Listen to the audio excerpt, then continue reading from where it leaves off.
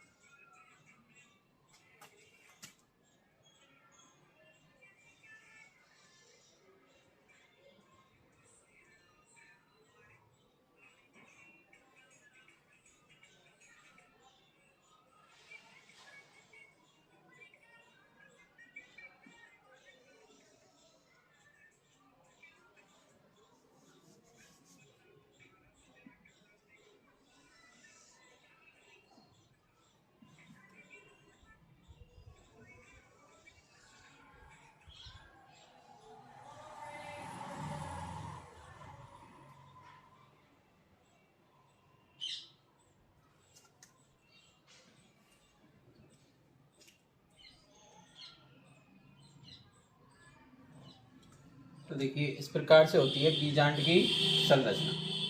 ठीक है,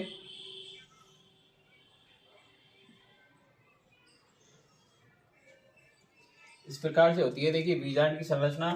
अब यहाँ पर जो नीचे की तरफ ये जो कौन सा बेलनाकार भाग होता है उसको बोलते हैं बीजांड व्रंत। क्या बोलते हैं?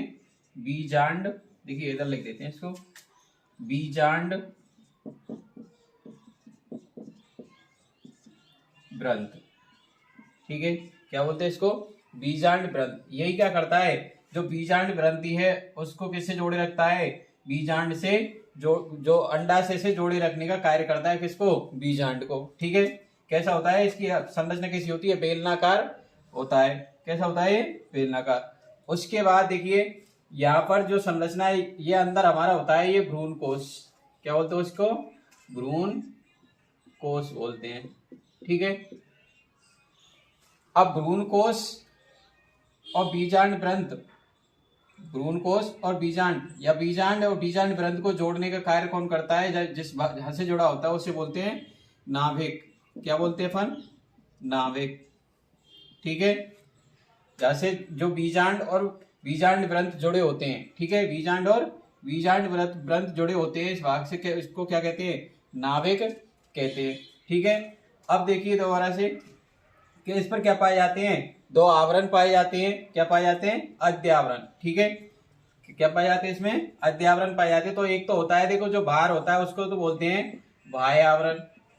क्या बोलते हैं? बाह्य आवरण बोला जाता है।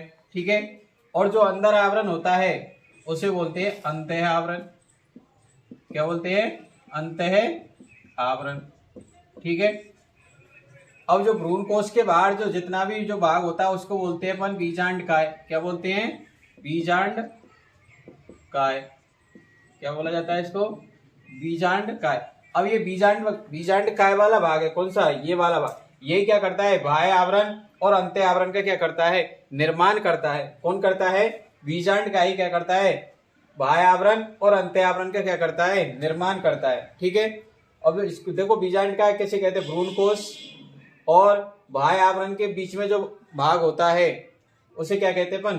बीजांड काय कहते हैं। ठीक है, तो ये आपका हो गया बाह्य आवरण, अंतः आवरण। ठीक है, और जहां पर आवरण उपस्थित नहीं होता है, जहां पर कोई आवरण उपस्थित नहीं होता है उसे कहते हैं अपन निभाग। क्या बोलते हैं? निभाग ने बीजांड द्वार। क्या बोलते हैं इसको? बीजांड द्वार। क्या बोला जाता है इसको? बीजांड द्वार। और जो बीजांड द्वार के विपरीत होता है उसको बोलते हैं अपन क्या, उसको बोलते हैं अपन निभाग। क्या बोलते हैं, निभाग। ठीक है, क्या बोला जाता है इसको, निभाग बोला जाता है। क्लियर यहाँ तक। तो ये आपके लिए देखो बाह्य संरचना के बारे में ये हो गया। अब हम देखिए ये हमारा बीच में जो स्थित होता है उसको बोलते हैं अपन भ्रूण कोश। जो बीजांड के बीचों बीच स्थित होता है उसको बोलते हैं अपन भ्रूण कोश बोला जाता है। ठीक है, अब भ्रूण कोश में क्या होता है, देखिए जो बीजांड द्वार होता है और इस भ्रूण कोश को ही अपन क्या बोलते हैं, मादा युग्मक बोलते हैं। क्या बोलते हैं इसको, मादा। तो देखिए ये आपको पता चल गया।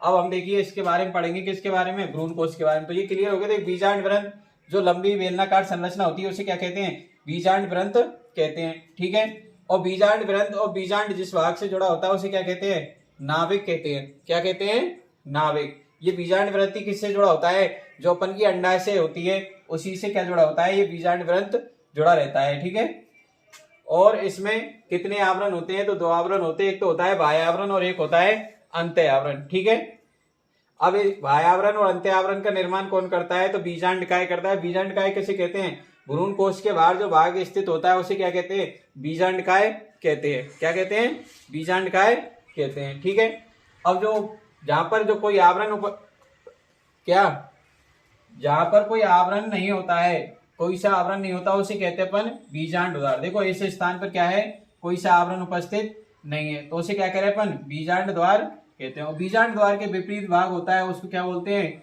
निभाग कहते हैं। ठीक है, अब हम देखें, हम भ्रूण कोश के बारे में पढ़ेंगे। ठीक है, किसके बारे में, भ्रूण कोश के। तो देखिए भ्रूण कोश को क्या बोलते हैं, मादा युग्मकोद्भिद भी बोलते हैं। क्या बोलते हैं, मादा युग्मकोद्भिद भी कहते हैं। क्या कहते हैं, मादा युग्मकोद्भिद कहते हैं, क्योंकि इसमें क्या बनते हैं, मादा युग्मक बनते हैं। क्या बनते हैं, मादा युग्मक। क्या बनते हैं इसमें, मादा युग्मक बनते हैं, मतलब अंडकोश का या ठीक है, क्या बनती है इसमें, अंडकोश का बनती है, इसलिए उसको क्या कहते हैं, मादा युग्मकोद्भिद भी कहते हैं। ठीक है, अब इसमें जो बीजांड द्वार होता है, देखो ये हमारा बीजांड द्वार है। अब बीजांड द्वार की तरफ एक कोशिका स्थित होती है, ये वाली क्या होती है, एक कोशिका स्थित होती है, इसमें होता है केंद्र। ठीक है, कोशिका में उसको बोलते हैं अपन क्या, अंड कोशिका। क्या बोलते हैं, अंड कोशिका बोलते हैं। ठीक है, क्या बोलते हैं इसको, अंड कोशिका बोला जाता है। और अंड कोशिका के अलावा दो अन्य कोशिका और स्थित होती हैं, दो अन्य कोशिका और स्थित होती हैं, एक इधर होती है और ये, तो इनको बोलते हैं अपन क्या, सहायक कोशिका। जो दो अन्य कोशिकाएं हैं उनको बोलते हैं क्या, सहायक कोशिका। क्या बोलते हैं इसको, सहायक कोशिका बोला जाता है। ठीक है, अब ये सहायक कोशिका क्या करती हैं, तो ये सहायक कोशिका जो निषेचन प्रक्रिया में अंड कोशिका से निषेचन होता है, तो निषेचन प्रक्रिया में क्या करती है, ये सहायता करती हैं। क्या करती हैं, सहायता करती है। कौन सी, जो सहायक कोशिका होती है। अब ये सहायक कोशिका होती है, सहायक कोशिकाओं के बाहर क्या पाया जाता है, उंगली नुमा प्रवर्ध पाए जाते हैं। इस प्रकार से क्या पाए जाते हैं, उंगली नुमा प्रवर्ध पाए जाते हैं, जिनको अपन कहते हैं तंतु रूपी समुच्च। क्या कहते हैं, तंतु रूपी समुच्च।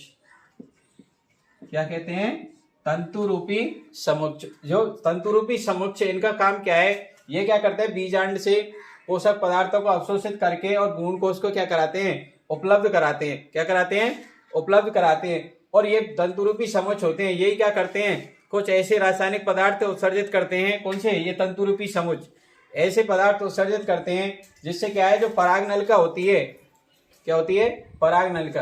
पराग नलिका क्या है, इनकी तरफ क्या हो जाती है, आकर्षित हो जाती है। किसकी तरफ, अंड कोशिका की तरफ आकर्षित हो जाती है। ठीक है, तो ये हो गई हमारी कौन सी, अंड कोशिका। ये हो गई दोनों क्या हो गई, सहायक कोशिका। ठीक है, और जो हमारा निभाग भाग होता है, इधर भी क्या है, तीन कोशिकाएं स्थित होती हैं। क्या होती हैं, तीन कोशिकाएं स्थित होती हैं। इनको बोलते हैं अपन प्रतिरूपी कोशिकाएं या प्रतिमुखी कोशिकाएं। क्या बोलते हैं इनको? प्रतिमुखी कोशिकाएं बोलते हैं। ठीक है, अब ये प्रतिमुखी कोशिकाएं होती है, उनमें भी क्या पाया जाता है? तंतु रूपी समुच्चय पाया जाता है, लेकिन वो कैसा होता है? निष्क्रिय या वो सक्रिय अवस्था में नहीं होता है। ठीक है, कौन? तंतु रूपी समुच्चय। ठीक है, अब देखिए इसमें क्या होता है, जो अंदर इसमें दो केंद्रक पाए जाते हैं। क्या पाए जाते हैं? दो केंद्रक यहाँ पर, और कोशिका भी स्थित होती है, क्योंकि एक कोशिका के अंतर्गत कितने केंद्रक होते हैं? दो। तो इनको क्या कहते हैं? द्वितीयक केंद्रक कहते हैं। कैसे क्या कहते हैं? द्वितीयक केंद्रक। क्या कहते हैं इनको? द्वितीय केंद्रक या द्विगुणित केंद्रक भी को कहते हैं। किसको? जो इसके जो भ्रूण कोश के बीच में जो दो केंद्रक स्थित होते हैं उनको बोलते हैं द्वितीयक केंद्रक कहते हैं। ठीक है, अब इसमें क्या है, जो इसके बाहर होता है इसमें छोटी छोटी क्या है, जो बहुत बड़ी बड़ी रसदानियां पाई जाती हैं। क्या पाई जाती हैं? रसदानियां। और वो रसदानियां क्या है? इस प्रकार से पाई जाती हैं। इस प्रकार से क्या पाई जाती हैं? इसमें रसदानियां पाई जाती हैं।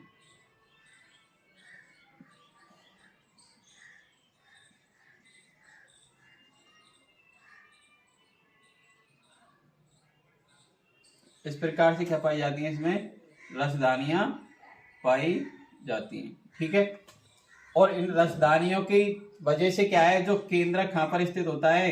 केंद्रक इसमें बीच में स्थित होता है। इन रसदानियों की वजह से क्या होता है? केंद्रक बीच में स्थित होता है। ठीक है, केंद्रक कहां पर स्थित होता है? बीच में स्थित होता है। इस प्रकार ये क्या है? रसदानी। क्या है ये? रसदानी। क्या है ये? रसदानी। इसमें खूब बड़ी बड़ी रसदानियां होती है, उनके बीच के रसदानियों की वजह से क्या है, केंद्रक इसके जो भ्रूण कोश में क्या है, बीचों बीच या मध्य में क्या होता है?